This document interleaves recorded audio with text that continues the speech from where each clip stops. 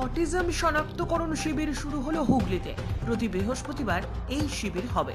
আজ চুঁচুড়া ইমামবাড়া জেলা হাসপাতাল ও আরামবাগ মেডিকেল কলেজ হাসপাতালে শিবির করে স্বাস্থ্য দপ্তর। যেসব শিশুর মানসিক স্বাস্থ্যের বিকাশে প্রতিবন্ধকতা আছে তাদের এই শিবিরে নিয়ে এসে পরীক্ষা নিরীক্ষা করা হবে। প্রয়োজনীয় চিকিৎসাও দেওয়া হবে। প্রতিবন্ধী শংসাপত্র দেওয়ার ব্যবস্থাও চালু করা হবে। হুগলি জেলার স্বাস্থ্য দপ্তরের ডেপুটি CMOH2 দেবযানী বসু মল্লিক জানান, অটিজম এক ধরনের মানসিক প্রতিবন্ধকতা। সবাই হয়তো হাসপাতালে আসতে পারেন না, তাদের এই শিবিরে নিয়ে এসে স্ক্রিনিং করা হবে। যদি দেখা যায় অটিজম আছে তাহলে তার চিকিৎসার ব্যবস্থা করা হবে। এটা দীর্ঘমেয়াদী চিকিৎসা। যেহেতু মানসিক প্রতিবন্ধকতা, তাই তাদের জন্য প্রতিবন্ধী শংসাপত্র দেওয়ার ব্যবস্থাও করা হবে। যারা অঙ্গনওয়াড়ি স্কুলে যায় সেই সব শিশু, নিচু তলার যারা স্বাস্থ্যকর্মী কাজ করেন, তারা যদি দেখে বোঝেন যে তাদের অটিজম আছে তাহলে এই শিবিরে নিয়ে আসবেন। তাদের পরীক্ষা নিরীক্ষার পর যদি বোঝা যায় যে অটিজম আছে তাহলে তাদের কাউন্সেলিং করা, তাদের পরিবারের লোককে কাউন্সেলিং করা ঘটনাটি চলতে থাকবে। একটি বই দেওয়া হবে, ফলো আপ যখন হবে সেগুলো লেখা থাকবে। এক দিন শিবিরে 20টি শিশুর নাম রেজিস্ট্রেশন করা হবে। আজকে এখানে যে প্রোগ্রামটা হচ্ছে সেটা হচ্ছে প্রথম শুরু হলো এটা আমাদের, সেটা হচ্ছে যে অটিজম। দেখতেই পাচ্ছেন এখানে লেখা রয়েছে, এটা একটা মানসিক প্রতিবন্ধকতা। তো এই প্রোগ্রামটার উদ্দেশ্য হচ্ছে যে যে বাচ্চারা সর্বত্র রয়েছে, ধরুন সবাই তো হসপিটালে আসতে পারে না, মানে পেরিফেরিতেও যারা রয়েছে তাদের নিয়ে এসে আজকে একটা আমরা স্ক্রিনিং করছি।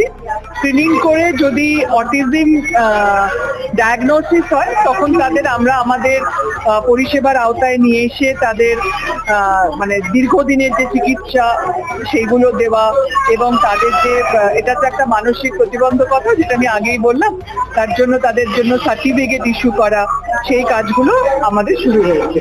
এটা প্রতি বৃহস্পতিবারই এখন হবে।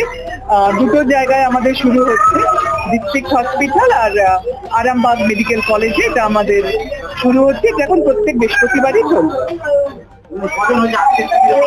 আজকে আমাদের আনার কথা 20 জন বাচ্চা। হ্যাঁ, মানে একটা দিনের ক্লিনিকে 20 জন বাচ্চাই বলা রয়েছে, 20 জনই এসেছে আশা করছি। হ্যাঁ, না এই বাচ্চাগুলো হচ্ছে এদের একদম আমাদের গ্রাসরুট লেভেলে যে ওয়ার্কার যারা রয়েছেন তারা দেখে যদি মনে করেন তাদের আমাদের কাছে পাঠাবেন। তারপর আমাদের এখানে সাইকিয়াট্রিস্ট আছেন, তারা ডায়াগনোসিস করবেন যে মানে অটিজম আছে কিনা। তাহলে ডায়াগনোসিস হওয়ার পর তাদের দেখানো, তাদের ওষুধ চলা, তাদের কাউন্সিলিং বলুন, তাদের বাড়ির লোকের কাউন্সিলিং, সবগুলোই আস্তে আস্তে চলতে থাকবে। ওদের একটা বই দেওয়া হবে, সেই বইতে ওদের যখনই ফলো আপ হবে সেগুলো নোট করা থাকবে যাতে পরের ফলো আপটায় সুবিধে হয়। আর সার্টিফিকেট যেটা বললাম সেটাও তো তাদের ইস্যু করা হবে। আজকে এই নাম রেজিস্ট্রি করে নেওয়া হবে। না, এটা একেবারেই গাড়ি দিয়ে তাদের আনানো হয়েছে। আমাদের এটা একটা হচ্ছে যে ICDS যেটা রয়েছে আমাদের CDPO যারা রয়েছেন তারা তাদের জায়গা থেকে বাচ্চাদের গাড়ি করে নিয়ে আসছেন এবং তারাই আবার তাদের তত্ত্বাবধানে তাদের ফেরত নিয়ে যাবে। মানে এখানে বাচ্চাদের বা বাড়ির লোককে আলাদা করে আসতে হচ্ছে।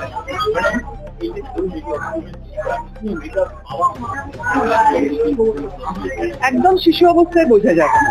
আস্তে আস্তে যখন সে বড় হতে থাকবে, তার স্বাভাবিক বৃদ্ধির যে লক্ষণগুলো, সেই লক্ষণগুলো বাবা মা হয়তো দেখবেন যে আর 5টা বাচ্চার যে লক্ষণগুলো সেগুলো তার বাচ্চার মধ্যে বিকাশ ঘটছে না, তখন থেকেই বাবা মা বুঝতে পারবে।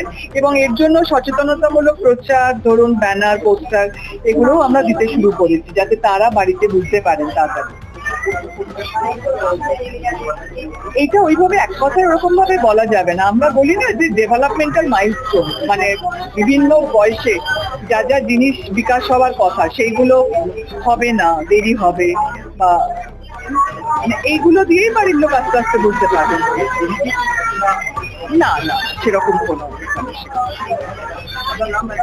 আর doctor Debjani Basu Mallick, deputy CMOH2 Hooghly.